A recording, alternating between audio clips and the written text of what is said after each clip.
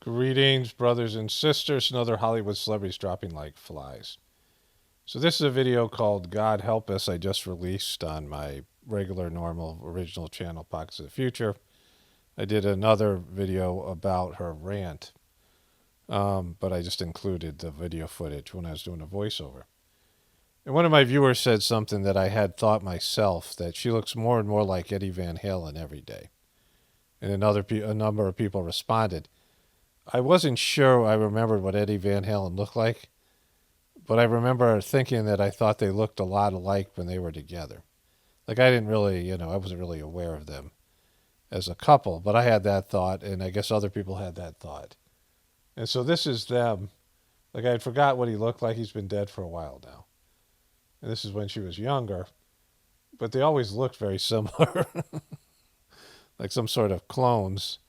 And then, of course, she apparently cheated on him with Matthew Perry, which she was ashamed of. I covered it here. But it's just weird. I got a bunch of things to get to. This is a good place to start here. Man who suffered from headaches for 5 months learns chopsticks were stuck in his skull.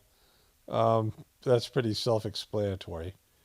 People born in the 90s not recovering from mental health issues as they age, study says. People born in the 1990s have worse mental health of any generation before them, and the millenniums are not recovering as they age, a new study shows. Which is not a surprise, right? Because they're still using the computer even more so now. And then all of it, right? But the mental health of America's youth is getting worse generation after generation. Linda Evangelista admits she's not interested in dating anyone. I don't want to hear someone breathing. Why would you? This was kind of interesting here as well. So I saw a patient this week who was a divorce lawyer.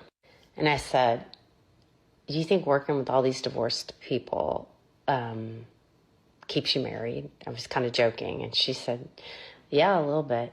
She said, but here's the crazy thing. I think that 60% of the 50 and 60-year-old women who come to see me wanting a divorce are because of untreated atrophy. So medically, we call that genital urinary syndrome of menopause. It results from falling estrogen levels, how it affects the vagina, the vulva, and the bladder. Up to 40% of women will have severe symptoms, but only 20% will seek medical attention. She said these women don't realize that this is a treatable medical condition and that their inability to enjoy relations is what is leading to their divorces. It's the untreated taco syndrome. She's pointed to the taco that she put up there. I found this to be interesting. And, everything's such a mess. I don't know. Sounds about right. So I want to talk about sports. A couple things here, basketball related, and something else on my other toolbar. I forget what it is. But a few sports things today.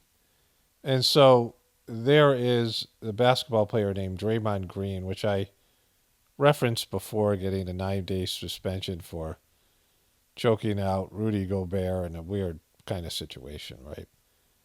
And the Warriors are tanking this year. They're doing badly. A lot of the reason is they've gotten older and people have caught up to them. But some of it is emotional. Klay Thompson, the former All-Star player, didn't get a contract extension, and he's not really trying. He's moping. No energy, low energy. He's just pouting a lot. And he was partially responsible for the brawl with the Minnesota Timberwolves player Vanderbilt, or whatever his name was, that caused Draymond Green to choke out his teammate. I'm in the editing process here, and this clip just came up on my phone when I was I was busy doing some things. And this was Klay Thompson before the game with Sacramento, which was, they fell apart, right? And he was playing well in the first half, but he just doesn't try. Like, he doesn't give effort. Like, I don't know why other people aren't picking up on it, but he was due for a big contract extension, and the team didn't give it to him. Like, he's got some injuries, and they've changed the structure of the finances in the league or whatever. But he looks like a guy who just doesn't care about his, he's not into it. He's not shooting well, but he's not playing defense. He's not hustling. He gets beaten to the ball, right? His head is down a lot. He just looks mopey and sort of a lot of victim consciousness. And this is what I want to get into with Draymond Green. After all the years, they've won 4 championships. He has a boat, right? These guys are multimillionaires, and they're living the dream, and yet they have victim consciousness, like somehow the world's against them, right? It's a very American thing. People say that, or no, I don't care what people say. Like, they don't do what we do. They can't do what they do. That's why they talk. Why would I? Like, come on. I don't care what people say at this point in my life. Next question. Well, if you know anything about reading body language, he cares a great deal. He is not being honest here, because he cares a great deal just by every way he gets defensive there and says all these things. But let's get back to what I was saying here. And they are playing the Sacramento Kings, and they had to win by a number of points, 12 points, to move forward at this in-season tournament the NBA is rolling out this year. And they were winning most of the game and outplaying the Kings and dominating the game. And with 9 minutes left in the fourth quarter, Draymond Green had another fit with the refs after fouling somebody and not taking responsibility for it. After having a press conference where he said he doesn't have anything to regret. The guy has, kicked multiple players in the groin. He stepped on a Sacramento King player last year in the playoffs, like he stepped on his chest. I mean, it was, the guy grabbed his foot, so it was like, it wasn't totally unprovoked, but he's just like a dirty, embarrassment of a human being. And doesn't take responsibility, like he's always using victim consciousness, like Klay Thompson is. Like, Klay Thompson is not as good as he used to be, and they don't want to give him a max contract, and he's pouting about it. And, these victims, right, like the victimhood is always a real, bummer for me. Like Draymond Green, when he talks about it, he feels like he's being wrongly targeted by the NBA, and he's, a bad example to kids. He's a bad example of human behavior. Like, he's a bully, and he does a lot of cheap shots and things like this. But after he got the technical foul, they went on to collapse completely and lose the game. And it's everything that's going on with the world, like just mental breakdowns, glitching out, and a lack of responsibility and victim consciousness. I just want to add a little bit to this, right? So Draymond Green, I like watching the Warriors play. It's very entertaining basketball to me. It's the kind of basketball that I like. And, they've kind of revolutionized various aspects of the game and made it more entertaining.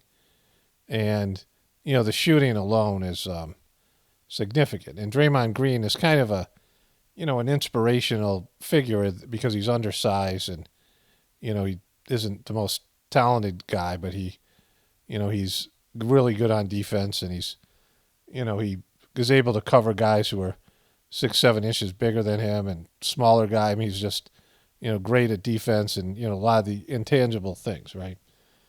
So I'd have every reason to root for him and the team because I like the whole thing that they do there. But, the way that he complains to the refs, and then he, whines about it. He's got a podcast, and I've seen him whine about it, like they're targeting him. And he gets away with things that drives other teams and players crazy because he, after he gets a technical, like most guys don't want to get kicked out of the game. If you get 2 technicals, you get kicked out of the game. But once he gets a technical, he goes even harder on the officials, basically daring them to kick him out, especially if it's a pivotal game. It becomes something more about the refs, and he's just constantly badgering the refs, oftentimes when it's an obvious foul or a cheap shot that he's done. And then he, just the lying about it. And it's pretty flagrant. And it's something that goes on throughout the whole NBA, and it makes it kind of unwatchable. Like, it wrecks the game. The flopping, the lying, the faking, the just, and then not owning up to it afterwards. And you can see the tape. You can go back and watch the video, and you can see that you actually fouled the person, right? And it's just, the complaining when you're, kind of living the dream, right? I mean, you're making millions of dollars playing a game that you love, and, and you're complaining constantly, whining you're a victim. But then there's this. Now, I didn't know if I covered this before, but if I did, it just slips my mind. But I've been meaning to cover it. There's this Australian player named Josh Giddy. Going at Gobert, who has been one of the best shot blockers in the. And now everybody knows that he has been accused of. Well, he posted in a social media. That's him shooting here, and this is what he looks like. He's got kind of a. Let's see if I can find the thing here.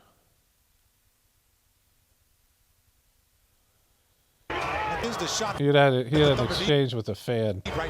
He's got a weird hairdo, but he's from Australia, and he posted social media pictures of him and a young girl. He's 21, and people said she was in high school, and she looks kind of young, and she's a junior in high school. And I went to search it, and I searched the age of consent in Oklahoma. And it put in the word Oklahoma on its own. Like, when you're doing a search that multiple people are searching, it's very arbitrary. Like, it's kind of a weird thing that the age of consent in Oklahoma is 16, and she's a junior in high school. So it's likely that what he did wasn't illegal. But it certainly isn't cool because he's a professional basketball player who's an adult. I think he played in professional basketball leagues in Australia, so he's been living as an adult. It isn't even like he's in college. But if a guy's in college and he's 21 years old and he's dating a high school girl, it was always frowned upon, right? It's an imbalance. And this guy, stupidly posted on social media, and it really is going to come down to if she's somehow a gifted kid if she is a junior in high school and is a year ahead of her time and she's only 15 or not. Or if she's legal age in Oklahoma, which is a young age, which is 16, the age of consent. But either way, like, this is out there, and he's getting booed, and he's getting into with the fans here. A different in-season tournament. The final night. So this is in Minnesota, and this is going to follow him around the NBA. They sat him in the fourth quarter. I watched the end of this game before the Golden State game came on. And both of them, there's just a breakdown in everything in society. And you see it a lot in sports. It's not just athletes having cardiac arrest, but it's also these other things that are going on. Bruce Willis gently holds his daughter's hand on Thanksgiving amid dementia battle. And so there's his daughter, and Bruce is just not there. Look at him. Like, he's just gone. Look at him. She's smiling, but, Bruce is suffering, and so is his, it says here, my guy. So is his much younger wife, who pretty much complains about this every day on Instagram. Video of tourist's foolish act in Bali slammed on social media. And so this is her post, watch on Instagram. So she's driving with her suitcase, drinking something with one hand, not holding on to the guy who's there. And she's going to her hotel. She's a tourist. And they're saying this is a reckless act, which it is. This is reckless. But, when I was in India, I saw a woman holding a baby in one arm, a toddler in another. She was wearing a sari, so she couldn't sit on the back of the motorcycle. And I rode in the back of a motorcycle one time there. And, there's a lot of speed bumps and things. And you hold on to the handles, but it's not great. So, and this woman was sitting side saddle because she's wearing a sari, holding two kids. This is regular behavior in these countries, right? In these countries that are, they don't have the kind of regulations. There's another time I saw a guy in the back of a motorcycle, and he was holding like a 6-foot pane of glass. He was sitting on the back of the motorcycle, not holding on with his hands, holding the glass, and holding on, just with the feet pegs, which isn't great. And like there's weird stuff you see all the time there. And so wear a helmet, have an international riding license, all these things, right? But whatever. So this is a Buffalo Bills player. I mentioned this game the other day. And this is Philadelphia fans. I was talking about how bad they are.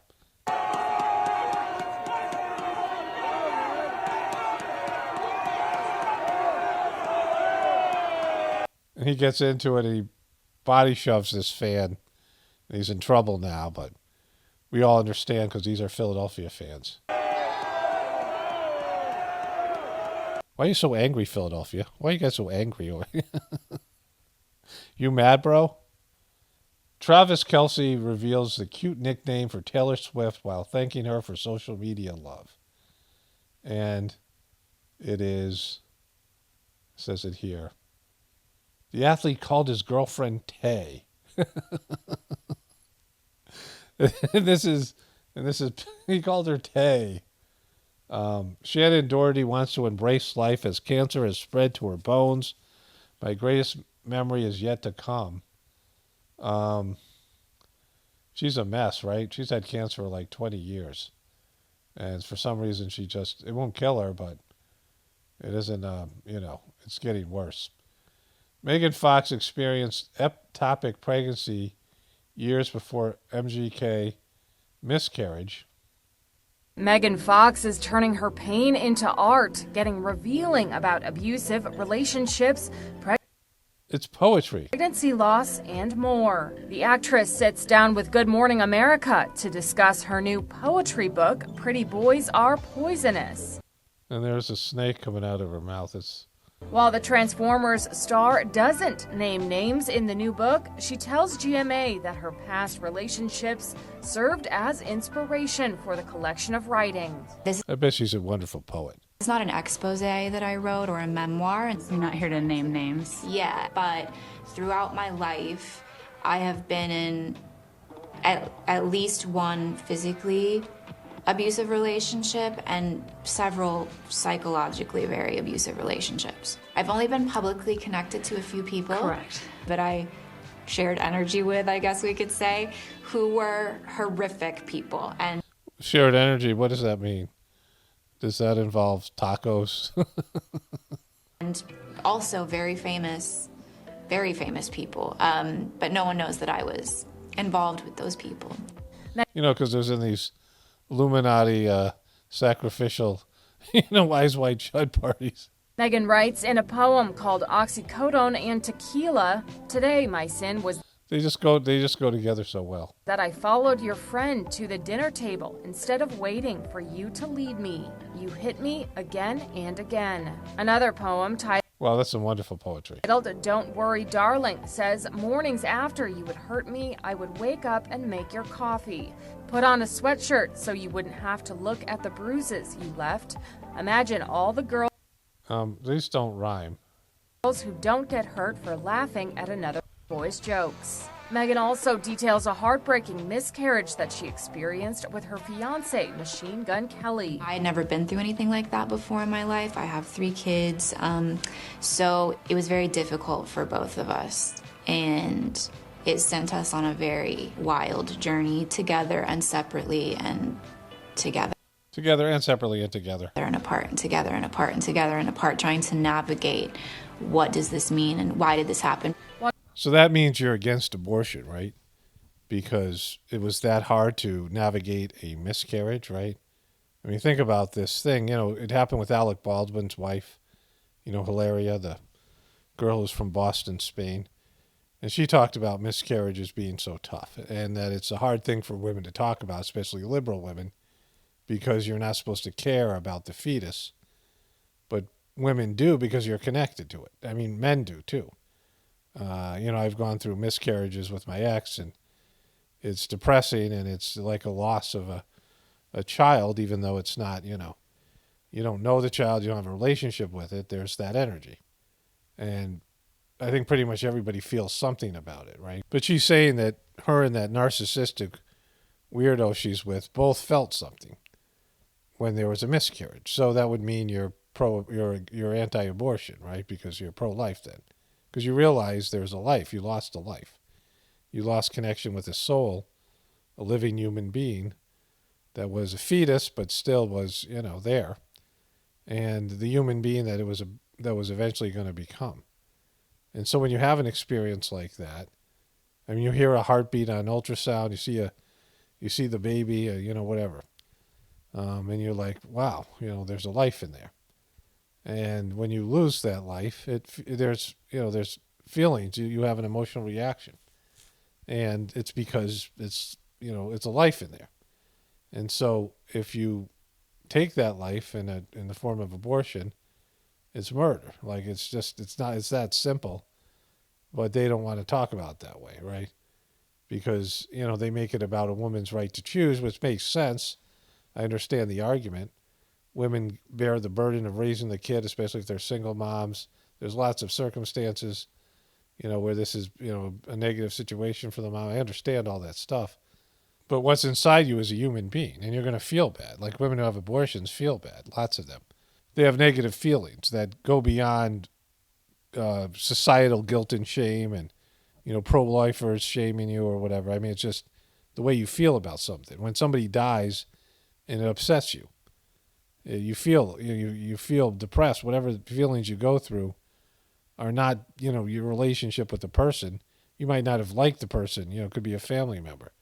And you still feel bummed out or sad or, there's something there, right? Maybe in some cases it's a relief depending on the circumstances. But in terms of, like this kind of a thing, even though you don't know the baby, you don't have a relationship with it, it feels bad. It's supposed to feel bad, right? And so this is an indication that, abortion is murder. But she's liberal and, she won't say that. And E.T. won't say that, but, it's there. Describing her new book, which is out now, to followers in an Instagram post, Megan says, quote, "These poems were written in an attempt to excise the illness." Okay, this is life sucking. Here's a video entitled, "A car was on fire and the driver drove it to a gas station for help, and it delivers."